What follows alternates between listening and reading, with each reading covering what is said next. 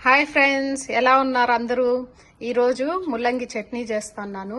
ఈ ముల్లంగి మేము లాస్ట్ వీక్ ఫామ్ దగ్గరికి వెళ్ళినాము, సన్ఫ్లవర్ ఫామ్ చూడటానికి. అక్కడ పెరుక్కొచ్చాము. అక్కడ నేల అంతా డ్రైగా ఉన్నింది. పెరుకుదామని చూస్తే అవి ఫుల్ రాలేదు, అన్ని ఇట్లా తునిగిపోయినాయి. ముల్లంగి చట్నీ ఎలా చేయాలో చూపిస్తాను. దానికి ముందుగా కావలసిన పదార్థాలు చూద్దాము. ఈ 4 ముల్లంగి తీసుకున్నాను. ఇవి హాఫే ఉన్నాయి.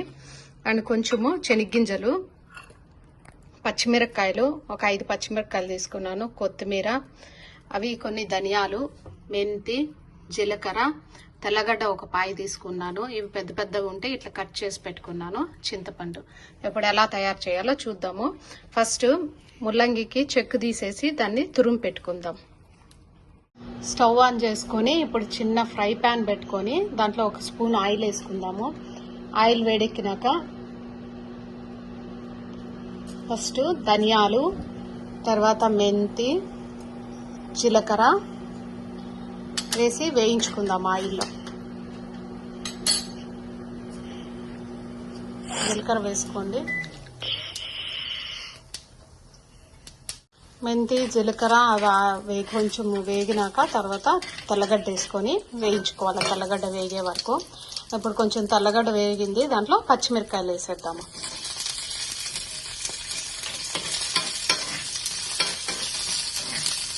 కొంచెం అట్లా పచ్చిమిరపకాయలు వేగే వరకు వేయించుకోవాలి. ఎప్పుడు రొటీన్గా చేసుకునే సాంబారు అట్లా చేసుకోకుండా ముల్లంగితో ఇట్లా చట్నీ కూడా చేసుకొని చూడండి, చాలా బాగుంటుంది. ముల్లంగి తినడం హెల్త్కి చాలా మంచిది.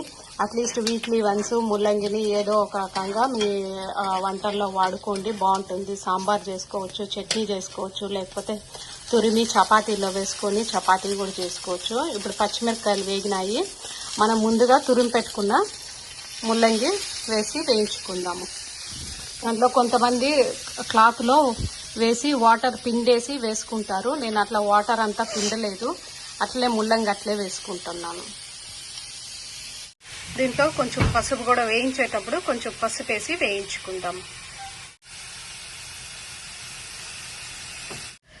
ముల్లంగి నీళ్ళంతా ఇమిరిపోయి ఇట్లా బాగా వేగే వరకు వేయించుకోవాలి.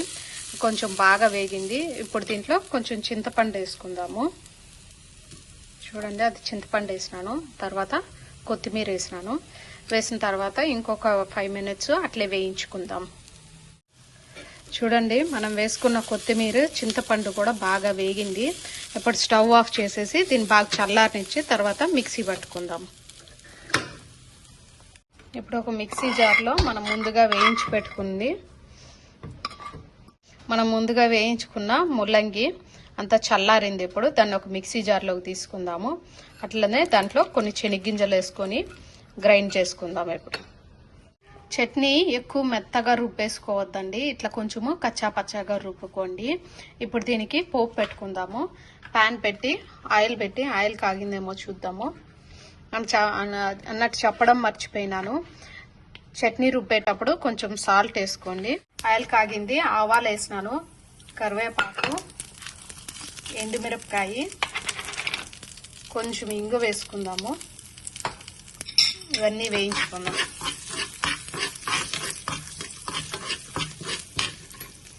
అట్లనే కొంచెం పచ్చిశనగపప్పు.